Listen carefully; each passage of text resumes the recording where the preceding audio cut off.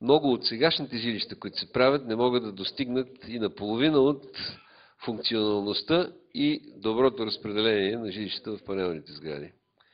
В същото време панелните комплекси имат лош имидж от едно време, имат безобразно мръсна и не добре благоустроена среда в голямата си част, имат безобразно изпълнение и имат вертикални щрангове на парното, които минават през всички жилища. Ако сложим на кантара двете неща, аз не съм убеден, че лошите ще наделеят.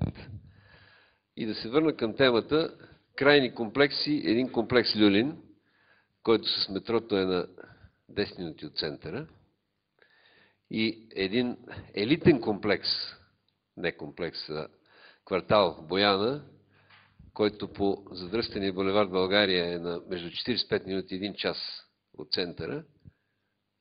Ако ги сложиме на кантара по време, кой е по-краен, Бояна е около 3 пъти по-периферен и краен квартал. Аз обаче тук вече ще прекъсна. Искам да ви опитам все пак за начина, по който хората живеят в Бояна едина, хората по който живеят, начин по който живеят хората в Люлин е друг.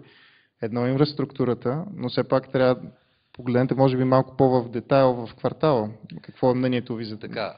Понеже тръгнахме все пак от определението крайни квартали, затова си позволих това отклонение да съпоставя неща. Те, разбира се, не са измерими като стандарт на обитаване, като площи, които притежават собствениците на сгради в Бояна и собствениците на панелни апартаменти в Люлин и в Младост, но не бива да слагаме знак на равенство на този тетрис, който го гледахме, който такъв намек дава, между един панелен комплекс и некачествена среда и некачествен живот. И аз съм убеден, че в течение на времето панелните комплекси ще добиват добър имидж.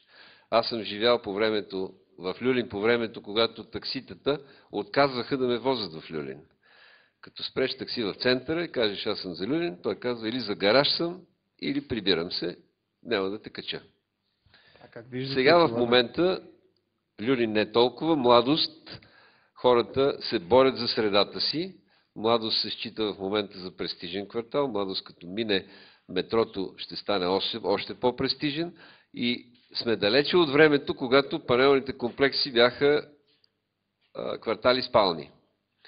Сега в момента, благодарение на частната инициатива, благодарение на реституцията на имоти, която много се оспорва от живеещите в комплексите, но в същото време те ползват благините и във вид на магазини, на ресторанти, на спортни обекти, на заведения, така че тези комплекси ще добиват все по-добра среда. Друг е въпросът, че въпросът с панелните сгради стои като тяхна дълговечност, като тяхна възможност за продължителен живот и като въпрос какво ще правим с тези сгради в момента, в който конструкторите установят, че те са на прага или след прага на тяхната годност. Вие споменахте току-що частната инициатива. Искам да опитам господин Георги Георгиев.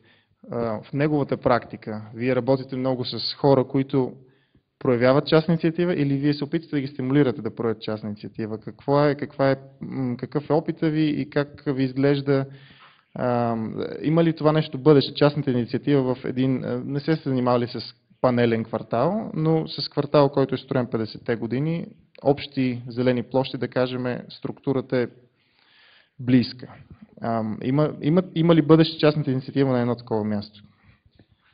Значи, трябва да добавя, че панели има не само в те наречените крайни квартали, панели има и в районно Борище.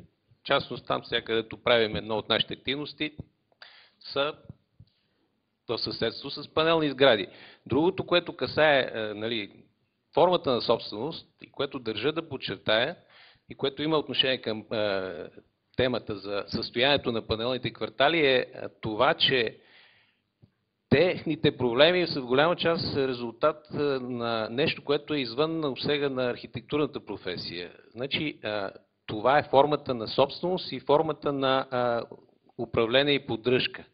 Когато тези сгради са били завършвани и предаване на собствениците, това е било правено без всякаква система за устойчиво във времето поддръжка и управление на тези сгради. И в резултат ние имаме това, което виждаме сега. За 20, 30 или 40 години нищо не е правено по тия сгради, с изключение на аварийни ремонти, когато нещо има, което няма как да не се направи, свързано с ремонти на канализации и така нататък.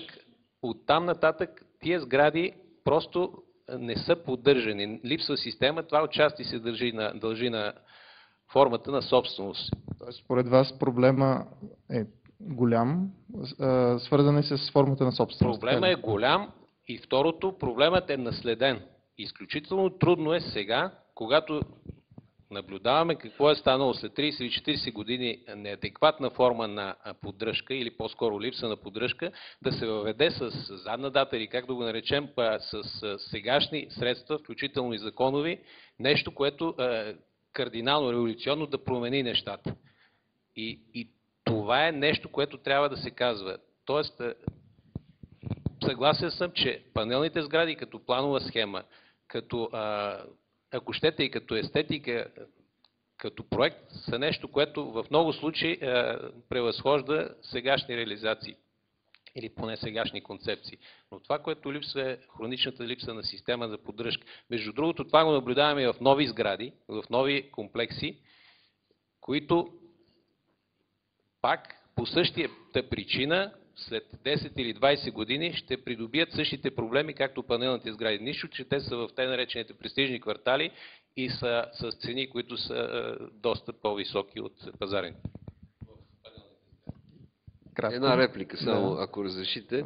Само ще ви кажа две цифри. В панелните сгради процента на общите части спрямо общата площ е между 10 и 12.